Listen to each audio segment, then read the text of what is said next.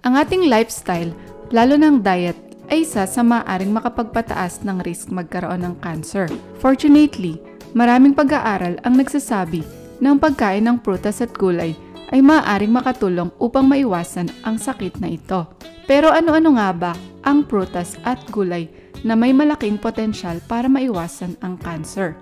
Ayon sa mga experts, ang ilan sa mga ito ay number 1, garlic. Ang garlic o bawang ay madalas gamitin sa pagkain at medisina.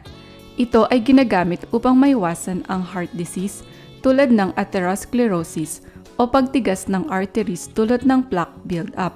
Nakakatulong ito upang maiwasan ang high cholesterol at high blood pressure habang pinapalakas ang immune system.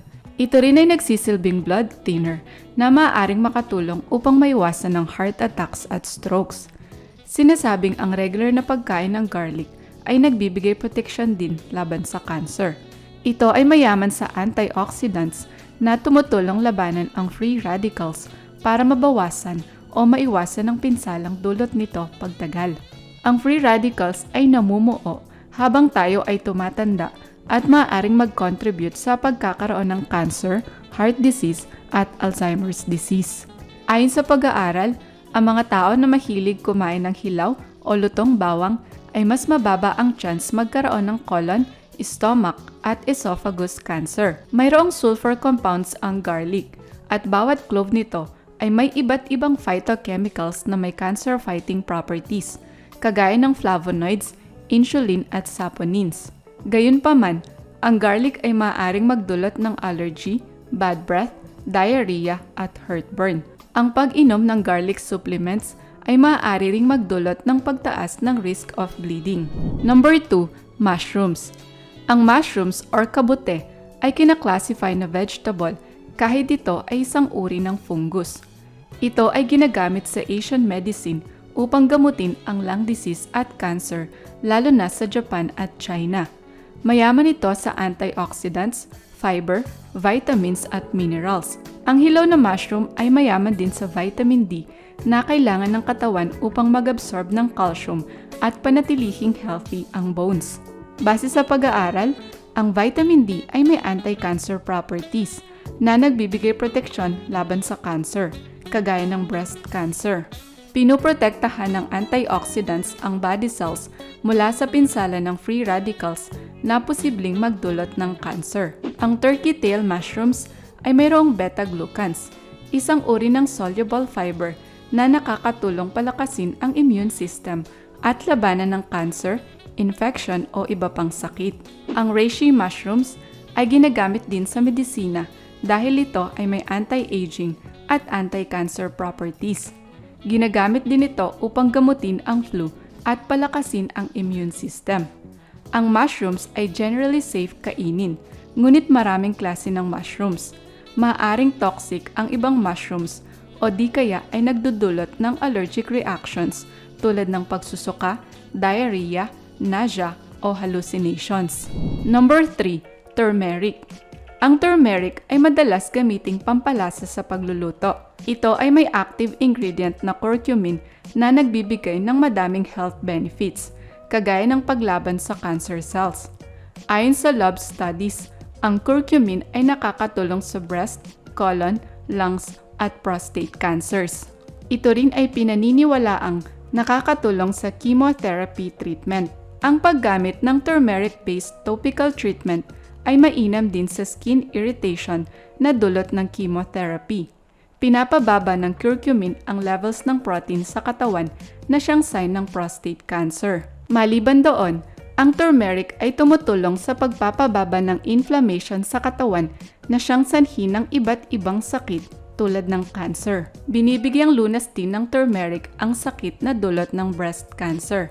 Ang paggamit ng oral rinse na may turmeric ay nakakatulong din gamutin ang mouth sores. Although safe gamitin ang turmeric sa pagluluto, ang pagkain ng high dose nito ay maaaring magdulot ng diarrhea, nausea, upset stomach o dizziness. Number 4, cabbage. Isang leafy green vegetable ang cabbage. Ang red o purple cabbage ay may cyanidin na nagbibigay proteksyon laban sa cholesterol upang maiwasan ang pagbara ng arteries. Pinapababa rin nito ang inflammation at tumutulong upang maiwasan ng heart disease. Ito ay mayaman sa antioxidants kagaya ng vitamin C at K. Ang polyphenols na taglay ng cabbage ay nakakatulong ding proteksyonan ang ating katawan laban sa oxidative stress ng free radicals. Mayroon din itong fiber na makakabuti sa gut health. Samantala, ang red cabbage ay may high levels ng flavonoids na may anti-cancer effects.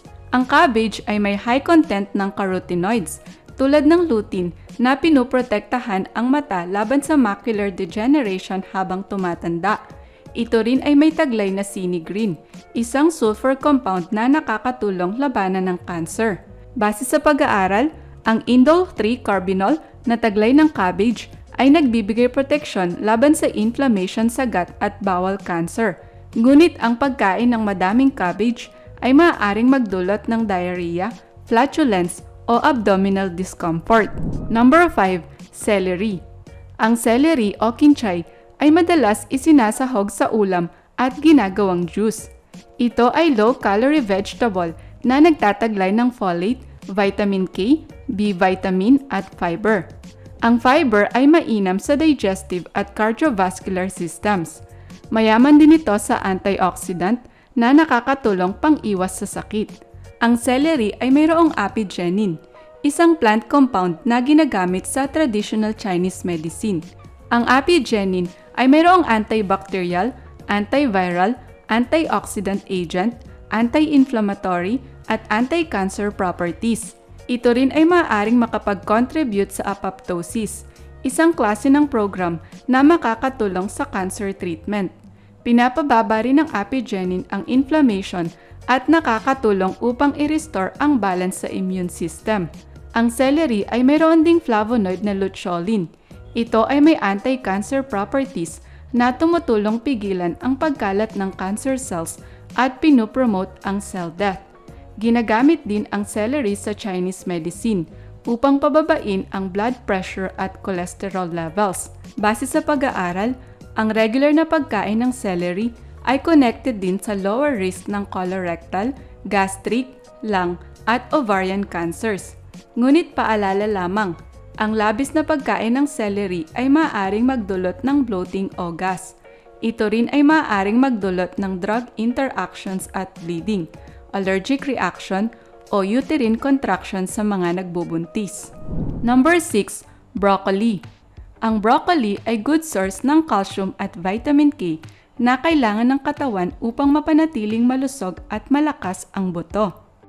Ito rin ay nagtataglay ng phosphorus, vitamin A, vitamin C, at zinc na pinopromote ang healthy bones. Mabuboost ang cancer-fighting compounds ng broccoli kapag ito ay in-steam ng 3 to 4 minutes hanggang maging bright green ang kulay nito. Ang broccoli ay isang cruciferous vegetable na mayroong high amount ng phytochemical na sulforaphane. Ito ay isang cancer-fighting plant compound na nakakatulong pababain ang risk ng breast, colon, oral, at prostate cancers. Ang sulforaphane ay maaaring makatulong sa pagpigil ng tumor growth. Mayroon itong antioxidants tulad ng carotenoids na nagbibigay proteksyon laban sa sakit at pinapalakas ang immune system. Maliban doon, ang broccoli ay may vitamin C na nagbibigay proteksyon sa body cells laban sa pinsala ng free radicals. Ang broccoli ay mayroon ding flavonols na pang-iwas sa vascular disease at glucosinolates na nagbibigay proteksyon laban sa inflammatory diseases. Gayunpaman, ang broccoli ay posibleng magdulot ng nasal congestion, headache, skin rashes, at wheezing. Number 7. Walnuts. Ang walnuts ang may pinakamataas na phenolic, flavonoid, at antioxidant content sa lahat ng nuts na madalas kainin sa US. Ito ay nagtataglay ng manganese, gamma-tocopherol, at alpha-linolenic acid o omega-3 fatty acid. Mayroon din itong significant amount ng copper, magnesium, zinc, fiber, at protein. Bukod pa doon, ang walnuts ay good source rin ng beta-sitosterol, melatonin, vitamin B6, folate, at selenium. May iba't ibang compounds din ang walnuts, tulad ng ellagic acid, na connected sa anti-cancer activities. Dahil ito ay nagtataglay ng omega-3 fatty acid, nakakatulong ang walnuts pababain ang risk ng breast cancer at pataasin ang epekto ng breast cancer treatment. Ang walnuts ay nakakatulong ding pababain ang risk ng cardiovascular diseases, coronary heart disease, at type 2 diabetes. Mayroon din itong anti-aging at anti-inflammatory properties. Ayon sa experiment, ang pagkain ng walnuts ay nagdudulot ng pagbagal sa paglaki ng prostate tumors. Pinapababa rin nito ang levels ng resistin, bad cholesterol at plasma insulin. However, ang pagkain ng sobra-sobrang walnuts ay posibleng magdulot ng kidney stones, bloating, stomach pain o diarrhea. Number 8 is strawberries. Katulad ng ibang berries, ang strawberry ay mayaman sa vitamins, minerals at fiber. Ito ay may compounds na antioxidant at anti-inflammatory properties. Ang strawberry ay mayaman din sa magnesium, phosphorus, folate, copper, iron at potassium. Tinaguriang queen of fruits, ang strawberry ay good source ng vitamin C na tumutulong sa pag-boost ng immune system. Mayroon itong powerful antioxidants na nagbibigay protection laban sa free radicals, inflammation at disease. Ang vitamin C, folate at flavonoids na taglay ng strawberry ay may cancer-fighting compounds. Ito ay nakakatulong pababain ang risk ng colorectal cancer at nagbibigay proteksyon sa tumor growth. Ang strawberry ay may anthocyanins, isang uri ng flavonoid na matatagpuan sa red foods na pinapataas ang anti-inflammatory, antioxidants, at carcinogen deactivating enzymes. Moreover, ang strawberry ay may phenolic acids na may cancer-fighting properties. Kaya naman, ang napakasarap na fruit na ito ay nakakatulong laban sa breast, esophageal, lung at oral cancers. Mainam din ang strawberry sa heart health, blood sugar regulation at constipation. Wala pang naitatalang side effects ang strawberry. Pero kung ikaw ay allergic sa mga berries, mainam na tanungin muna ang iyong doktor bago kumain ng strawberry. Ikaw, alin sa mga ito ang madalas mong kainin?